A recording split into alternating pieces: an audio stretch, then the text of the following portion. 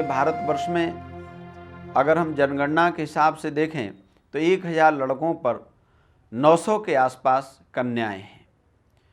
अब आप विचार करें, ये ईश्वर की व्यवस्था नहीं है। ईश्वर ने ऐसा नहीं कह दिया कि भारत में केवल लड़कों का जन्म होगा, लड़कियों का जन्म नहीं होगा। माता और सज्जनों, एक निवेदन यहाँ पर यह है कि ये जो भेदभाव है कन्या के बीच में और लड़के के बीच में, ये अभी भी भारत में जीवित है। देखिए, घर में यदि पुत्र है अथवा पुत्री है तो इनके जन्म से पहले माता पिता की ये इच्छा होना कि घर में पुत्र ही होना चाहिए, ये वास्तव में अधर्म है। अगर हम सही रूप में अपने आप को धार्मिक कहते हैं तो हमारी ये इच्छा होनी चाहिए कि हमारे घर में संतान हो। आज जो कन्याओं की भ्रूण हत्या हो रही है उसके पीछे कुछ ऐसे महत्वपूर्ण कारण हैं।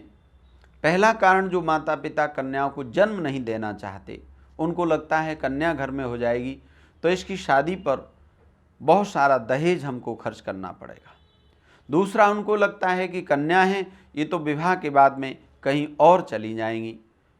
पर ध्यान रखना, ये जो सोच है, ये जो विचार है, यह वास्तव में ही अधर्म है। धर्म क्या होगा? कन्या हो या पुत्र हो, उसको हम अच्छे प्रकार से शिक्षित दीक्षित करें। और ये जो दहेज का अधर्म समाज में चल रहा है, या जो ये विपरीत भाव चल रहा है कि कन्या कुछ नहीं करेंगी, कन्या यहाँ से चली जाएंगी, ये वास्तव में अधर्म है और इस अधर्म को छोड़ने की आज बहुत ज़रूरत है। आप देखें, दिल्ली भारतवर्ष की राजधानी है। यहाँ साउथ दिल्ली में सबसे ज़्यादा कम संख्या है कन्याओं की। वहाँ पर तो पढ़े लिखे लोग हैं। इससे हम एक अनुमान लगा सकते हैं कि आज जो हमारा पढ़ा लिखा समाज है उसके अंदर भी ये कहीं न कहीं भाव उपस्थित है कि लड़के शायद ज़्यादा अच्छे होते हैं, लड़कियाँ उतनी अच्छी नहीं होती। अगर हम वास्तव में धर्म का पालन करते हैं और हम चाहते हैं कि धर्म सही रूप में हमारे समाज में रहे, तो इस व्यवस्था को बदलने की ज़रूरत है। आप विचार करके देखें, अगर कन्या की शिक्षा दीक्षा और परवरिश अच्छी प्रकार से हो तो कोई भी ऐसा क्षेत्र नहीं है जहाँ पर कन्या अपने माता पिता के नाम को रोशन न कर सके। और यदि संस्कारहीन होगा तो चाहे वो फिर पुत्र ही क्यों न हो, वो भी माता पिता के नाम को रोशन नहीं कर सकता है। इसलिए महत्वपूर्ण यह है कि चाहे वो कन्या हो चाहे पुत्र हो, उसके अंदर वास्तव में जो धर्म का सही सही संस्कार है। धर्म क्या है? जिसमें न्याय का आचरण है, जिसमें पक्षपात रहित व्यवहार है। तो अगर हम अपने आप को धार्मिक मानते हैं, धर्म का पालन करने वाला मानते हैं, तो हमें कन्या और पुत्र के बीच में भी पक्षपात करने का कोई अधिकार नहीं रहेगा।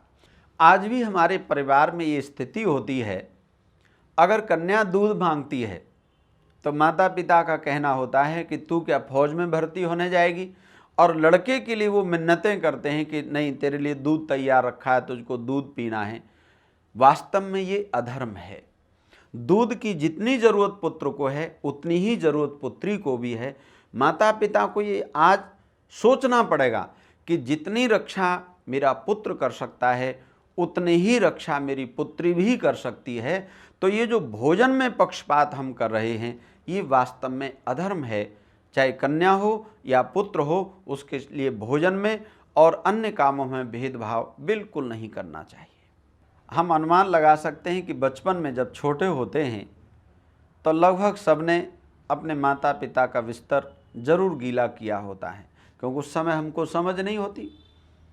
लेकिन महत्वपूर्ण यह है कि चाहे वो पुत्र है या पुत्री है, बड़े होकर के जब वो युवावस्था में पहुंच जाए तो एक मूल ध्यान ये रखना है कि चाहे वो पुत्री है अथवा पुत्र है, आपके किसी भी व्यवहार से, आपकी किसी बात से, आपके किसी आचरण से माता पिता की आंखें गीली नहीं होनी चाहिए। अगर युवावस्था में आपके व्यवहार के द्वारा, चाहे आप फिर पुत्र हैं चाहे आप पुत्री हैं, अगर आपके व्यवहार के द्वारा माता पिता की आंखें गीली होती हैं तो समझ लीजिए आप धर्म का पालन नहीं कर रहे हैं। इसलिए आवश्यक है कि चाहे पुत्र हो या पुत्री हो, वो संस्कारवान होना चाहिए। अगर संस्कारवान है, वो धर्म का पालन करने वाला है, तो पुत्री होकर के भी माता पिता को सुख पहुंचाने वाली संतान बन जाएगा और पुत्र होकर के भी माता पिता को सुख पहुंचाने वाली संतान कहलाने का अधिकारी होगा। कन्या और पुत्र के बीच में जो पक्षपातपूर्ण व्यवहार करते हैं, इस व्यवहार को त्याग दें, जिससे हमारे घर में एक बेटी भी सुख के साथ में पल सके और एक बेटा भी सुख के साथ में उसका हम पालन पोषण कर सकें। क्योंकि सृष्टि को चलाने के लिए परिवार के लिए दोनों ही आवश्यक हैं। जितने पुत्र आवश्यक हैं उतनी ही पुत्रियां आवश्यक हैं। जितने पुत्रियों को मान और सम्मान मिलना चाहिए, उतना ही पुत्रों का भी आदर और मान यदि हमारे परिवार में, समाज में होता रहेगा, तभी हम वास्तव में धार्मिक कहलाने के अधिकारी बन सकते हैं।